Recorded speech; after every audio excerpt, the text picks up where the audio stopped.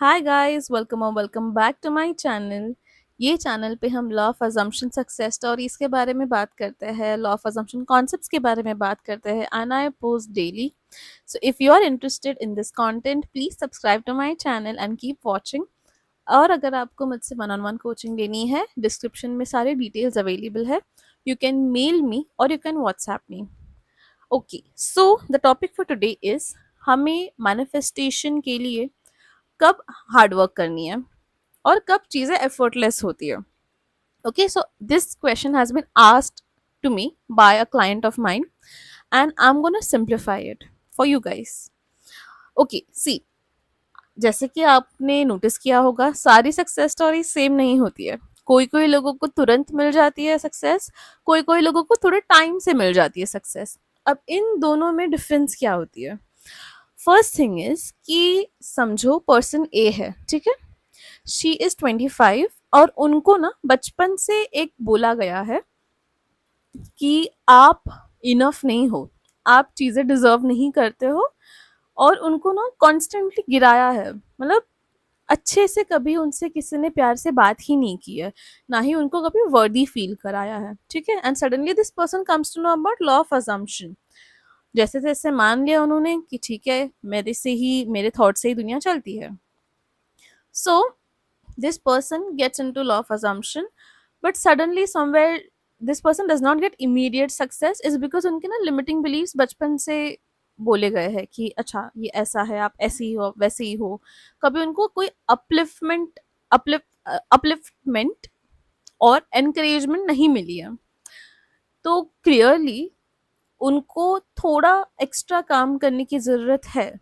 और अगर इन्होंने एग्जैक्टली लॉ ऑफ अजम्पशन के बारे में पढ़ा है, नॉलेज ली है, सी नथिंग इज इम्पॉसिबल। अगर आप चाहो तो आप अगले 1 घंटे में भी मैनिफेस्ट कर सकते हो, इट्स नॉट इम्पॉसिबल। बट कैसे कि हमें बचपन से जो भी सिखाया गया है, you don't believe in miracles, you don't believe in magic, you don't believe in your self, that's the biggest thing. तो it becomes very difficult for someone to suddenly believe in everything that is true, our true nature, okay, which is to manifest and get stuff and enjoy our life. So इसीलिए उनका belief system पे थोड़ा boost करने की ज़रूरत है, so that repetition करने की ज़रूरत है, ओनली बिकॉज कि वो नेगेटिव जो बिलीव्स है वो डिसॉल्व हो सके। रेपिटेशन डिसॉल्व्स डिसबिलीफ, आपने ये सुना ही होगा, right? On the other hand जो दूसरा इंसान है, उनकी लाइफ में उनको बहुत एनकरेजमेंट मिली है, फॉर्चुनेटली बहुत सपोर्ट मिला है, तो उनके लाइफ में सब hunky dory, it's very nice anyway. So that is the reason why they easily manifest because they already believe in themselves, okay. So second thing is कि उन लोगों को भी मैनिफेस्ट थोड़ा सा एक्स्ट्रा करना होता है, थोड़ा सा हार्ड वर्क करना होता है। And by hard work I only mean repetition. बस कॉन्स्टेंटली बोलते जाओ, बिकॉज रेपिटेशन लिटरली हमारी ब्रेन की लैंग्वेज है। जो आप 1000 बार रिपीट करोगे वो वही आपको लाके देगा। It has no choice, you have no choice, okay. वो अपना काम कर रहा है, आप अपना काम करो। आपका काम रिपीट करना, ब्रेन का काम है जो आप रिपीट कर लो वो लाके देना है। सेकेंड केस में मैं आपको बताना चाहती हूँ कि suppose there is a person B, okay, उनके लाइफ में सब अच्छा है, सब अच्छा है, बट उनका ना एक एरिया को लेकर लिमिटिंग बिलीफ है। पैसे है, परिवार है, सब कुछ है, बट एसपी को लेके कि I have everything but I don't know my love life का क्या सीन है।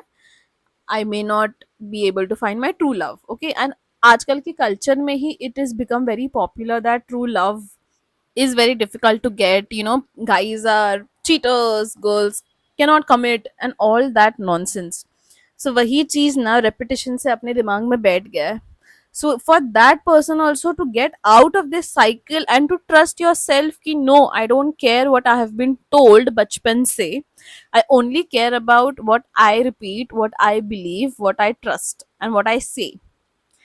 So in this case also that person has to, because उसको बचपन से अगर कोई चीज बोली गई है तो ऑब्वियसली उसको काउंटर करने के लिए रिपीट तो करना ही पड़ेगा ना, बिकॉज बचपन से अभी तक लोगों ने रिपीट की हुई है चीजें, या फिर एक बिलीफ सिस्टम में बैठ जाता है।